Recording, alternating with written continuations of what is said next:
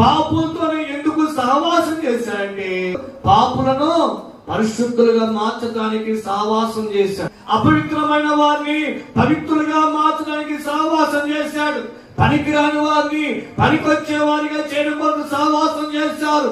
విలువ లేని వారిని విలువైన వారిగా మార్చడం కొరకు సహవాసం చేశాడు. పడిపోయిన వారిని లేవనెత్తడానికి సహవాసం చేశాడు. ఉపయోగం లేని వారిని ఉపయోగపడే వారిగా చేయడం కొరకు సహవాసం చేశాడు. అపవిత్రుల్ని పవిత్రులుగా మార్చడానికి సహవాసం చేశాడు.